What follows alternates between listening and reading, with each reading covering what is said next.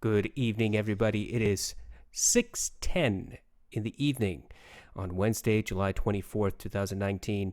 This video is only an update about some of the gear that I have now acquired, the upcoming review of that gear in comparison with the Mojo and other stuff, as well as, look, I have to mention this. It's the Massdrop 789. It is back for pre-order. You have 29 days from today. And I happened to take a look at their website, and frankly, there are some issues. There are some issues that people should be aware of. So we will talk about that at the end because, just like a news broadcast, you know how the news, they tell you coming up, and they tell you something like really important, but they leave it until the very end of the news broadcast? That's what I'm going to do. Why not? It's my channel. I mean, obviously, you can fast forward to the end. But let's talk about the gear that I got. Now, the first thing that I purchased today, I haven't received it yet, is a new chair. And frankly, I have this chair from Amazon. I got it 50% off. I got it for $100. It's supposed to recline, and it touted on the website on Amazon that it was very comfortable. It's comfortable, but it's just not comfortable enough. I've had to jerry-rig this thing to add pillows behind my back just to kind of get a little bit of lumbar support. And it squeaks. Even though I tightened everything down, it squeaks, and I don't like that. So I went out and I actually purchased an expensive chair. This is what I got. This is the Vertigear SL5000. This is a gaming chair. Now, I'm not a gamer, but gaming chairs tend to provide a bit more support, at least in the lumbar and neck region. That's what I want. The SL5000 is supposed to be a very good chair, very well reviewed. So it'll be nice to have something that hopefully is going to be comfortable and provide me the support that I want and need. And if that happens, maybe my reviews will be more cheerful. Is that possible? Maybe. We'll see. Okay, now let's talk about the audiophile gear that I got. And this is the beginning of the audiophile stuff on this video. So I got today, I have received it today, the Monolith by Monoprice AAA and THX certified portable. There you go. I got it. So somebody had mentioned to me, hey, look, they have an open box that is available, and it was $80 off. And I thought, okay, there is nothing more. I can't expect this to get any cheaper anytime soon. I checked on eBay. I checked on US Audio Mart. I checked all the other websites. No go. Monoprice at the cheapest price. So that's what I ordered. And because the warehouse for Monoprice is only a couple hours away from me, it got delivered today. I ordered it yesterday and I got delivered today, which is fantastic. And I'm looking forward to reviewing this thing. And for our purposes, for the Mojo, I'm looking forward to comparing this to the Mojo. So there you go. Everybody who has said repeatedly to me, please, please, please get the portable. Okay, fine. I got the portable. Are you happy now? Are you happy? We're going to do the review. We'll do the full review of the portable when it is time to do the full review of the portable. But we are going to compare it to the Mojo, at least within the next week. Hopefully, at most within the next week, not at least. The second thing that I ordered, which should arrive on Friday, is the Dragonfly Cobalt. And here's the thing. I went online everywhere on Google. I kept checking pages, went on YouTube. I tried to find a comparison between the red and the cobalt, and I couldn't find anything. Now, there were reviews certainly of the cobalt and some mentions of the red, but once again, those reviews are always talking about stuff that AudioQuest has already put on their website. So they're just regurgitating what is in the marketing material, and that's not helpful. So I will have this hopefully Friday. I'll be able to unbox it and then start the review. What I want to do is I would really like to be the first one to upload on YouTube an actual review between these two, a head-to-head between the Cobalt and the Red. And that would be nice. I can plant my flag down and say, I was the first one. This will happen probably, if I can, I'll try to swing for Friday, but if not, then certainly Saturday. And just to let you know, I did search. I searched for Dragonfly Red versus Cobalt, and nothing at all. How unfortunate. The next thing I got was ordered in conjunction with the Cobalt is a wireless headphone, a Bluetooth headphone. Now, you may say, what do we want a Bluetooth headphone for? Are you nuts? The answer is no, I hope not. But I looked into this headphone, and it may actually provide some neutral sound. It's the PX Wireless from Bowers & Wilkins, and it was on sale. Not from Bowers & Wilkins, but it was an open box refurbished, and I was able to pick it up. So this is going to come in, and I'm looking forward to this because I have the Sony not the MDR, it's the wireless version Mark III, whatever they're God, I hate their naming conventions, but Sony's most recent wireless headphone, which is good, but it's a really warm sounding, very lush sounding headphone, not particularly audiophile in the sense that it's not neutral, if that's the audio you're trying to look for. But the PX, it's supposed to be much more neutral than the Sony and any of the other competitors like Bose. So when I get this, hopefully that will pan out. And if that is the case, if it's got good quality sound, neutral sound for a wireless, then hey, maybe audiophiles actually have an option for a wireless headphone. Don't balk at it. If the technology is there and if it is possible, hey, don't you want to be wireless? Now, that's all I got for the gear that I acquired. Let's talk about the 789. The 789 has returned. It's returned. You have 29 days to order this. And do you see the price tag? Maybe it's too small on your screen. $400. Now, you may say, hey, that's not so bad. The Monolith desktop is $479. So $400 is not terrible at all. Yeah. We'll get to that. We've already discussed this at length, but we'll get to it again. But here's problem one. There are a couple of problems, but here's problem one. Why is it $400? What is the additional $50 for? Now, some people might say, well, maybe it's the additional cost for parts and assembly. Sure. Okay, it's an additional cost for parts and assembly. Here's the issue, though. It doesn't cost $50 extra per unit for additional parts and accessories. If it is, then Massdrop really needs to find another manufacturer. It's not $50. Whenever a price for manufacturing a product rises, it rises by pennies, nickels, quarters, and sometimes at most a few dollars.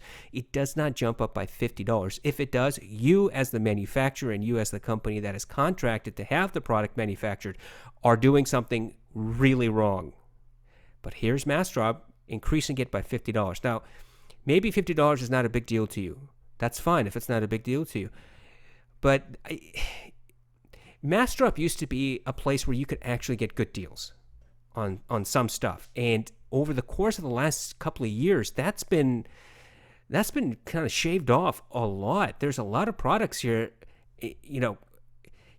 camera products, audiophile products, and you look at the price and you compare the MSRP, you realize there's not much of a difference, a couple of dollars difference. And if it's a couple of dollars difference, you're waiting months to get that product, and it's not particularly a better option. I don't understand it. I don't get it. The whole purpose of Massdrop is to bring good quality products to the masses at an affordable price. $2 cheaper and having to wait months to get it is not an affordable thing to do. It's not a logical thing to do, number one, and it's not an affordable thing to do. But raising this by $50 is ridiculous. I can't fathom any reason other than Massdrop knows that this is a coveted product. They know that on eBay, they must know this, that on eBay this thing sells for minimum double the price. So they're thinking to themselves, very likely, hey, why don't we just bump up the price a little bit? Hey, charge them another $50. And what happens if this gets sold out, which it will? It absolutely will, because of the limited quantities that Massdrop produces of these. They sell out of this, and so the next cycle, what happens if they increase it by another $50 and then another $50? Yes, at some point they're not going to increase the price anymore because they also know that people aren't going to buy it if they keep increasing the price. But here's that slow creep. It's that slow creep upwards in price tag that is not justified. Nothing about this, as far as I can tell, has changed. But the $50 has. And that's kind of a slap to the face for anybody who wants this product and thinks that it might be worthwhile to buy it, and all of a sudden they're paying $50 more than the guy last cycle paid, for no other reason than because Massdrop said so. That's a punch to the gut to a lot of people who weren't able to get this thing at $350. So, that's issue 1. But issue 2, you ready for issue 2? Issue 2 is it's still the problem of money. At $350, you still had to purchase a balanced amplifier, right? You had to go out and buy a balanced amplifier. And I told you that I personally have the SMSL SU8, which is a balanced amplifier. And that costs $250. You can probably find it a little bit cheaper on eBay, maybe $200, thereabouts. You want to make sure you get it in good quality with the box and everything. But frankly, because it's an electronic product, you want to have that minimum 1 year warranty. So that's $250, let's assume. $350 plus $250. Now you're not paying $400 for this. You're paying more, assuming you don't already have a balanced DAC that you are happy with. So increasing it by $50 is just increasing your overall buy-in for this, to get the balanced, the cleanest THX technology sort of stuff. That's just, and once again, it's more expensive than the Monolith. I don't understand. I don't get it. Other than greed, that's the only thing. But here's what Massdrop has done. Those scheming little bastards. Here's what Massdrop has done. They have, now you see this picture here? Here, I'll increase the picture size. That didn't really increase, but whatever. On the top of this 789 is a Grace S-DAC. Now you may say the S-DAC, I know the S-DAC. The S-DAC is not balanced. I know. Just wait. I'll get to it. Hold on. Hold your horses. What Massdrop wants to do is for you to buy into everything that they sell, that they personally sell. Like, this is their stuff. The 789, the Grace, the Cavalli, all that stuff. They manufacture it. They want you to buy their stuff. This is now basically their brand stuff. And what Massdrop has done recently is they have now created a balanced DAC that is based essentially on the Grace S-DAC. It is, in fact. It is the Grace S-DAC plus balanced. You ready? Here it is. Grace S-DAC balanced. That's what they call it, for $150. Now, you may say, holy cow, $150 for a balanced DAC. I don't have to get the SMSL. I don't have to spend $250 for that. I can get this for $150. Now, all of a sudden, buying the 789 for $400 doesn't hurt so much because you're saving $100 on the SMSL or some other balanced DAC, right? There's a trick here, ladies and gentlemen. There is a big trick. Oh, here's the S-DAC balanced sitting on top of 789. How nice of them to picture it, because in their minds, you should definitely do this. This is how it was meant to be. Problem: this is not a true balanced DAC. This is not a true balanced DAC. Now you're looking at this, you go, well, look at the picture. It's got these two XLR outputs that says balanced out, right and left. It's got a USB. What's different from this? What's different from this to the SMSL? Don't jerk us around. I'm not jerking you around. I'm telling you. And here's why. You ready? Let's look at the specs. It's Grace designed. I don't give a shit. Anodized aluminum chassis, great. All the other balanced DACs are as well. USB bus powered, once again, not a problem. And then you go to the DAC chip, AKM AK4452 DAC chip. Now, I don't care if it's a 4452, if it's a 4497. It doesn't matter. That's not the issue. Do you see the linguistic problem?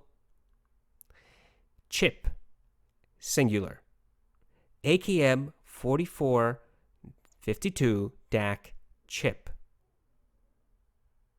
There is nothing here on this website that would suggest to me that there are two chips. It's a singular chip as far as I can tell. And if it was two chips, I suspect Massdrop would have made that very clean and clear. But they haven't. Because as far as I can conclude, it is not a true balanced DAC. You know what is a true balanced DAC? Here, I'll show you. This is The SMSL SU8, this is a true balanced DAC. Do you know why? Because it has 2 DAC chips. It's got 2 ES9038 chips in there. Why is that of concern? Because if you want a true balanced sound, when you get that digital source in from the USB, it's got to be split into mono left and right channels. It has to be so that you can actually get the balanced. One chip handles the left channel, the other chip handles the right channel, and that is processed and then driven out to the XLR left and right. They keep separate. They get to the 789, again, separate. They remain separate until you put your balanced cable from your headphone into the into the XLR on the balanced out on the 789. At that point, it'll get reverted to stereo for your headphone. Okay? You have kept the signal absolutely clean from beginning to end, from the digital source all the way to your headphone. That is a true balanced signal. That's why you need 2 chips in order to actually get the left and right separation. The Grace design only has 1. Forget the fact that it's an AKM versus Sabre. It doesn't matter. What matters is that there's only 1 of these chipsets in there. So you're not getting true balance. What happens is now the signal gets into, the digital signal comes into the Grace, this DAC, then the singular chip is processing both the left and right channels. Meaning if there's any interference, any noise in one signal, it gets processed into the other one. You're not separating anything.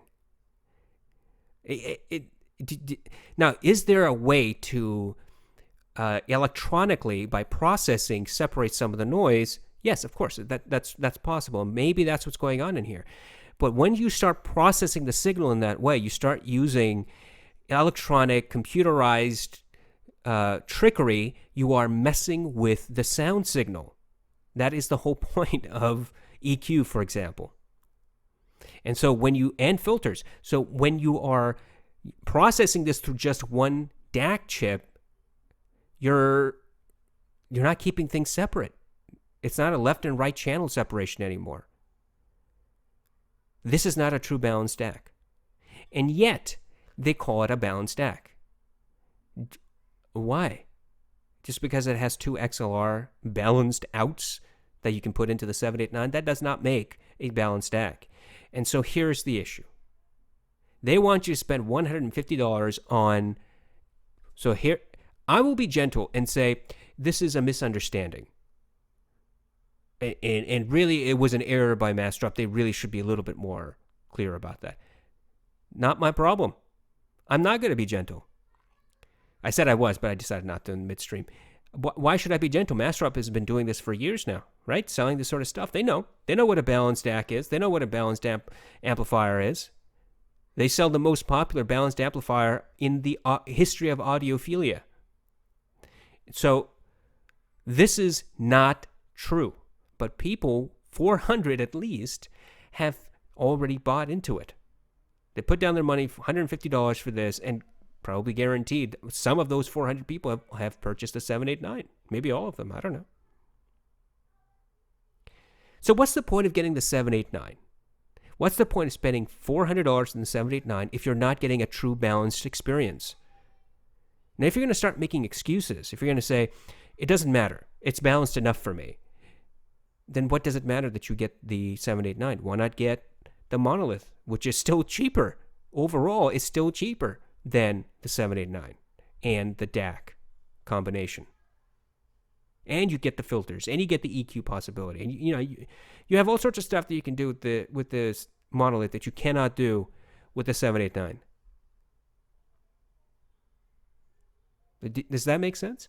Now, I'm not the only one that finds this concerning. In fact, there is one thread that I was able to find today that talks about this.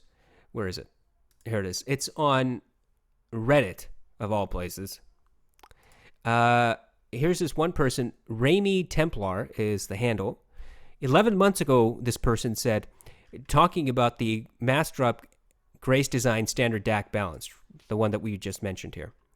Now, Raimi Templar says, very interesting item. Only thing that is not clear is if it's actually a true balanced DAC, meaning 2 DAC chips operating in mono. The write-up seems to suggest it's only a single chip. If it is, then there is a hell of a deal, and this will be the DAC to get if you don't need optical and want the price performance champ. Sorry about that. The dogs heard some children playing outside and they were upset. Raimi Templar continues to say, even if it is not a true balanced, it will still be a great deal, though it's a little unfortunate it's USB powered, will make it more vulnerable to USB power issues. Nice to see the Xbox interface, though, and support for DSD, DXD that was lacking on the unbalanced version. Okay, so I agree with Raimi to the extent that this is not a true balanced DAC. I also agree with Raimi to the extent that it is USB bus powered, meaning that bus power, the voltage that comes in, is in fact going to, at some point, cause some sort of interference with your signal. Potentially.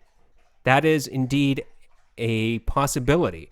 Whereas if you have a DAC that has its own power source, it's not relying on your crappy USB power from your computer, which is, if you listen to any audiophile, is going to tell you USB power is dirty power. That is a fact. I agree with it. And I have a hard time agreeing with a lot of audiophiles, but I totally agree with the fact that USB bus power is dirty power, meaning it introduces noise. Indeed, you can find that out often if you plug in a USB capable DAC, right? Sometimes when you put in a USB capable DAC, just being powered by a USB, it doesn't sound particularly good. You get jitter and you get noise.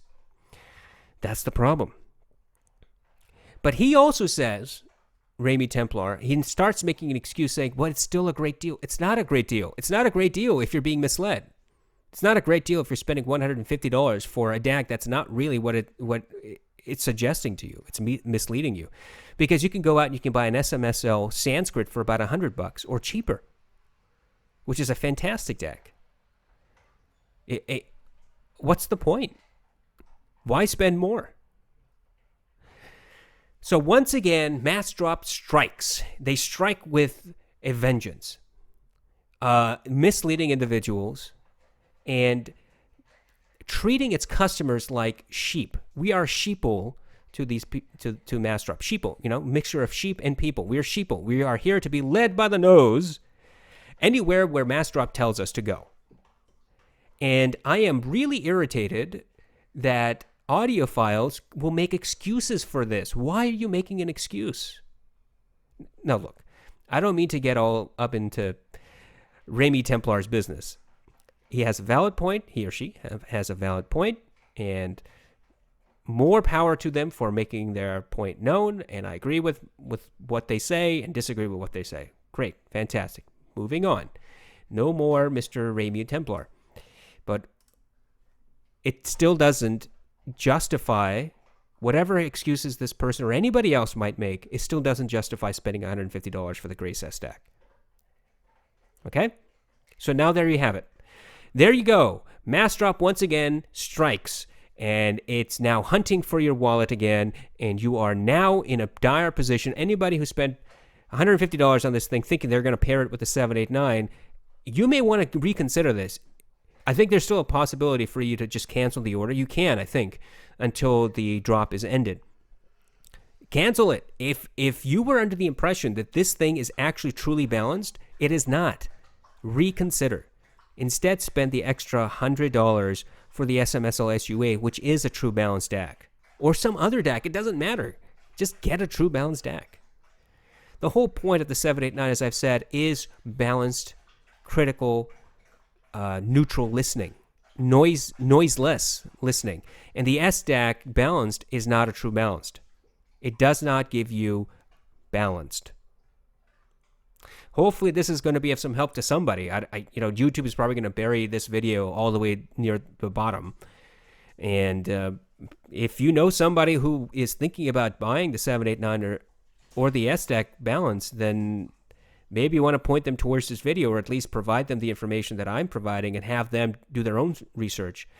And as with everything I say, based upon stuff that I don't actually have, I'm just looking at this, and I'm doing the best I can to figure this stuff out. And I'm irritated. This is misleading.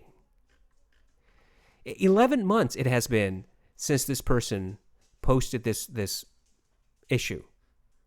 And Massdrop hasn't bothered to clarify their website. More to the point, I haven't found a YouTube video actually talking about the balanced DAC. Quote, balanced DAC. What the heck? Why? So Massdrop sells these products, and every once in a while will send out a review unit to somebody. And when they don't want to do it, they won't do it. Why? Why?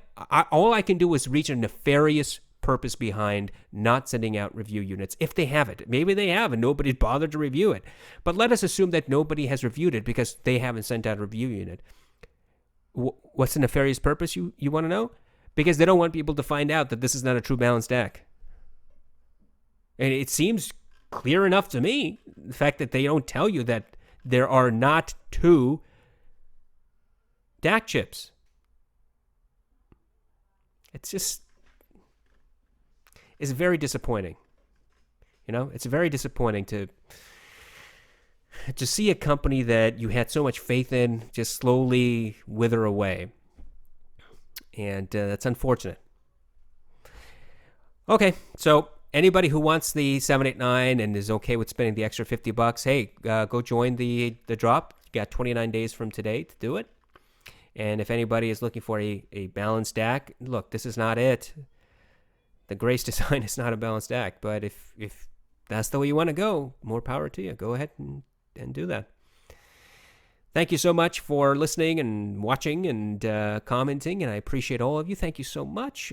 My channel is growing steadily, but surely. I found out today I have, I think, 142, something like that, subscribers now. That is, thank you so much. I am so humbled by your subscriptions and your comments and your actively participating with my channel. That is a very humbling experience. So thank you once again from the bottom of my heart for participating and being a part of this small community. Have a wonderful Wednesday evening. I will upload a comparison between the Mojo and the Q5 probably tomorrow, and we are going to test Bluetooth, because I do have a Bluetooth adapter, not the ridiculous $750 Bluetooth adapter that Cord wants you to buy, but a normal Bluetooth adapter that you can get from Amazon. Let's see if that works and how the sound is. And then from there, we will eventually compare the Cord with the THX Portable from Monolith. Have a wonderful day. Thank you so much for being my subscribers and watching and listening. Take care.